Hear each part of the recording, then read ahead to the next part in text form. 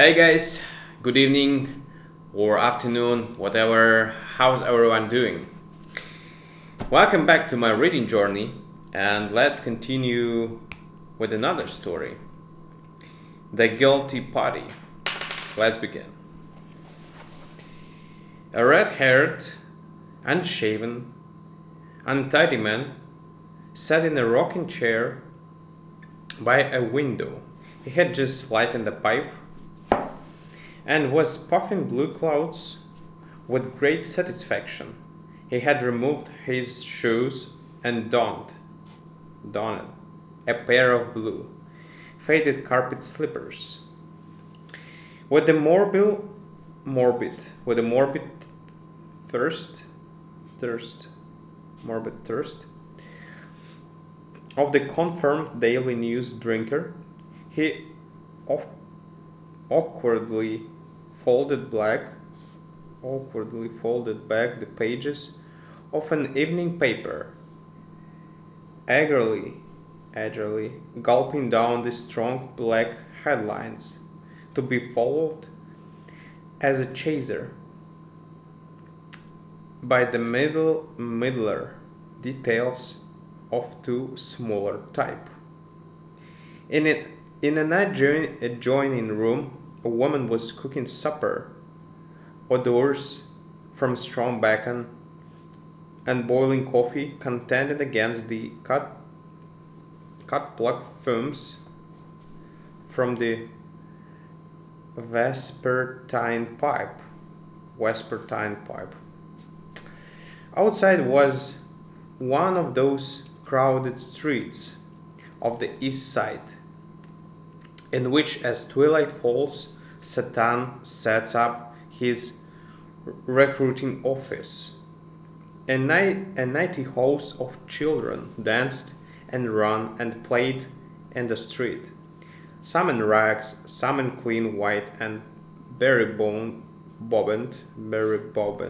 some wild and restless as young hawks, some gentle-faced and shrinking, some shrinking rude and sinful words, some listening, aved, but soon grown familiar to embrace. Here were the children playing in the corridors of the house of sin. Above the playground forever hovered the great bird. The bird was known to humorists as the stork. But the people of Christie Street were better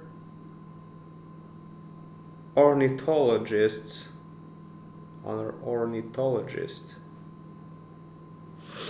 They called it a vulture.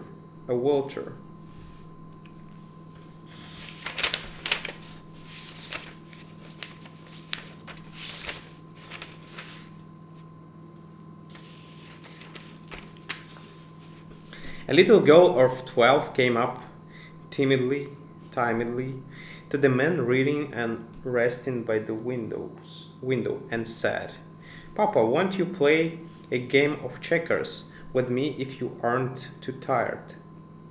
The red-haired, unshaven, untidy man, sitting shoeless by the window, answered with a frown. "Checkers? No, I won't. Can't a man who works hard all day have a little rest when he comes home?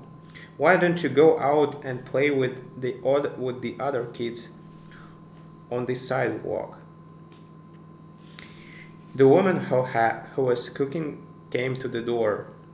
"John," she said, "I don't like for Lizzie to play in the street. They learn too much there and that ain't good for them. She's been in the house all day long. It seems that you might give up a little of your time to amuse her when you come home." Lets her go out and play like the rest of them if she wants to be amused, said the red-haired, unshaved, untidy man. And don't bother me.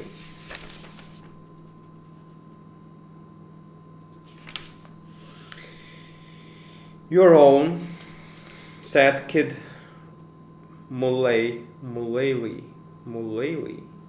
Your own, said Kid Mullally. $50 to $55. I take any to the dance. Put up. The kid's black eyes were snapping with the fire of the baited and challenged. He drew out his roll and slapped 5 tens up on the bar. The 3 of 4 young fellows who would those taken more slowly produced their stake. The bartender, ex-officio stakeholder, took the money laboriously,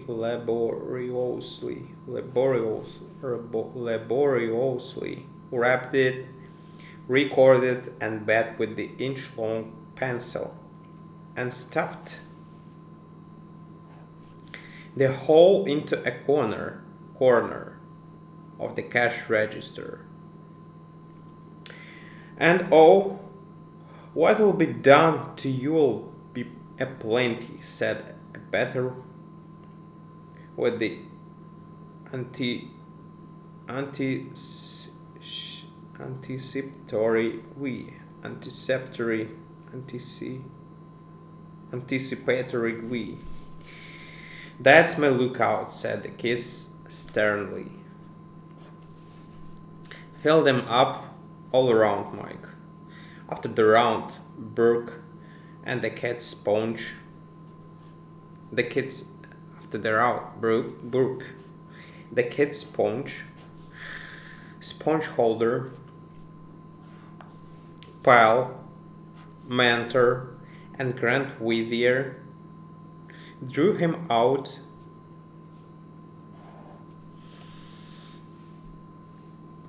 to the bootblack stand at the saloon corner, where all the official and important matters of the small house social club were settled. As Tony polished the light tan shoes of the club's president and secretary for the 5th time at that day, Bruke spake words of wisdom to his chief. Cut that blondie out, kid, was his advice, or there will be trouble. What do you want to throw down that girl of yours for? You'll never find one that will freeze you to like Liz has. She's worth a hallfull of anise. I'm no any admirer, said the kid, dropping a cigarette ash on the polished toy and whipping it off on Tony's shoulder. But I want to teach Liz a lesson. She thinks I belong to her. She's been bragging that I daren't speak to another girl. Liz is all right in some ways. She's drinking a little too much lately, and she uses language that a lady oughtn't.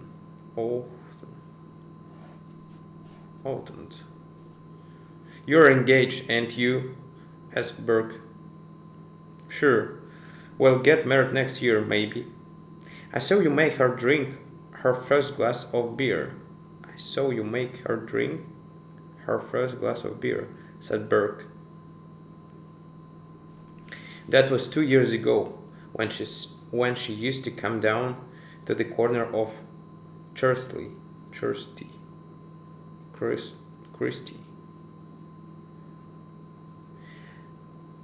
bareheaded, to meet you after supper. She was a quite short of a kid then.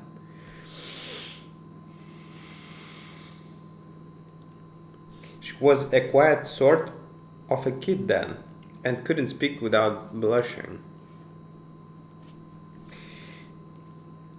She is a little Spitfire sometimes now, said the kid. I had jealously.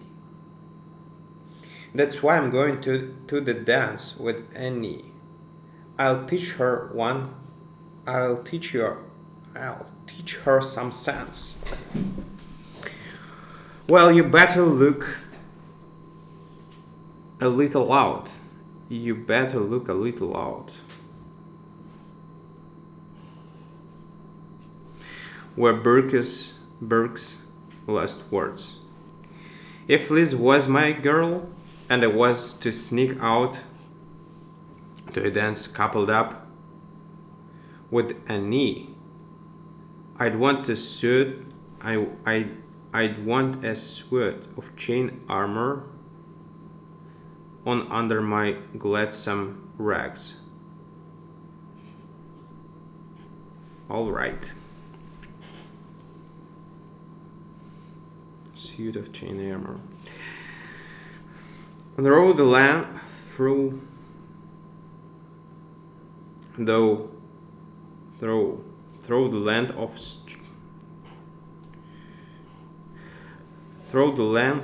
stork-vulture wandered Liz.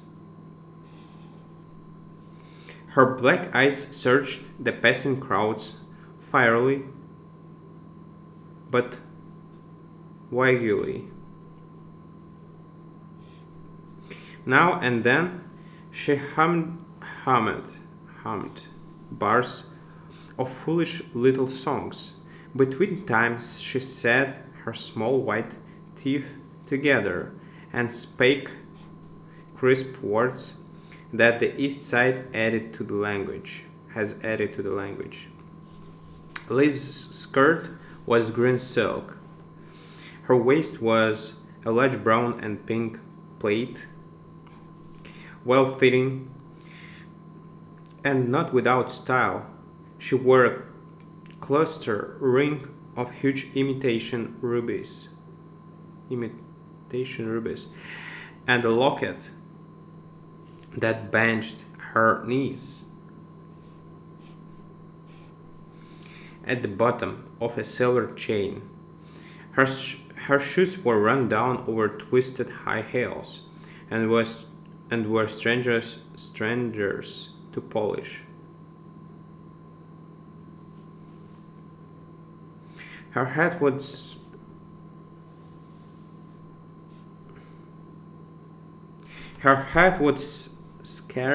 scarcely have passed into the floor barrel.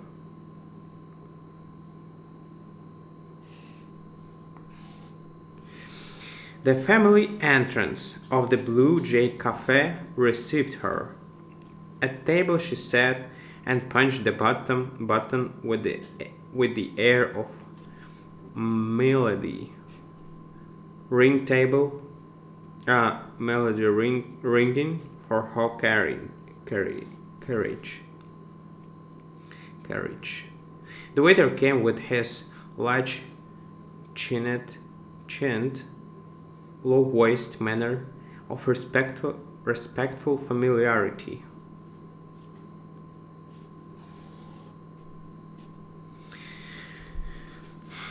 Liz smoothed her silken skirt with a satisfied wriggle. She made the most of it. Here she could order and be waited upon.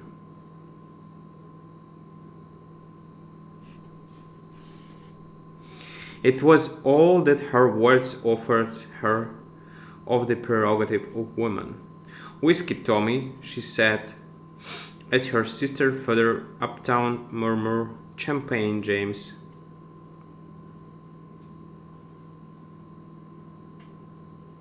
Sure, Miss Lizzie. What will the chaser be? The chaser be Salzer, and say, Tommy, has the kid been around today? Why, no, Miss Lizzie, I haven't saw him today. Fluently came the Miss Lizzie, for the kid was known to be one who required rigid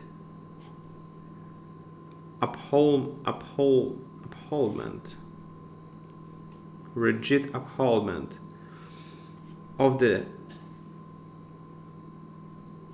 dignity of his fiancée.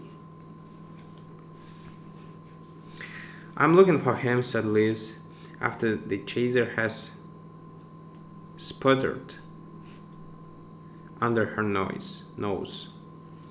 It's got to me that he says he'll take any.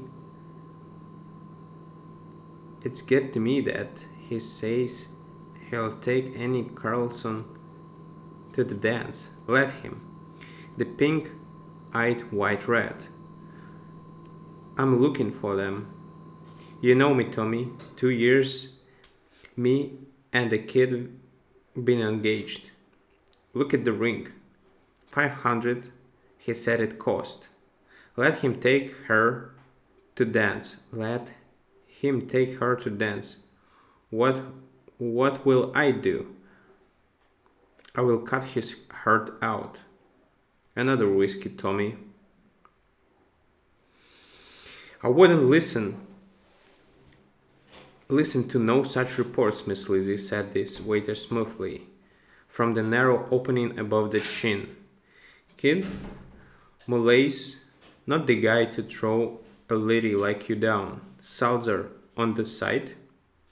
2 years, repeated Liz, softening a little sentiment under the magic of the distiller's art.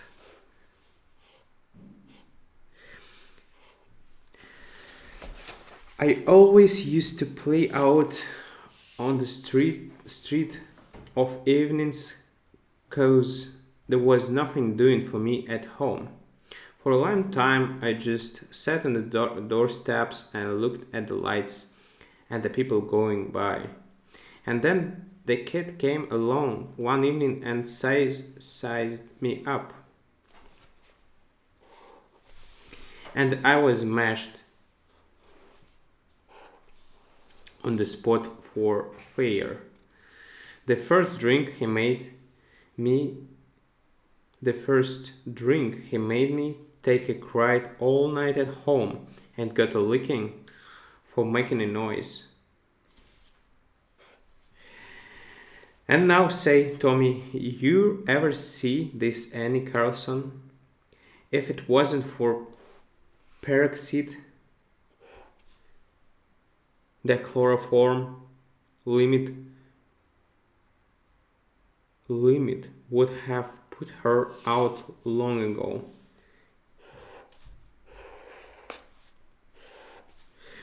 Oh, I'm looking for them. You tell the kid if he comes me, I'll cut his heart out. Leave it to me. Another whiskey, Tommy. Alright guys, thank you for listening to me and see you tomorrow. Thanks.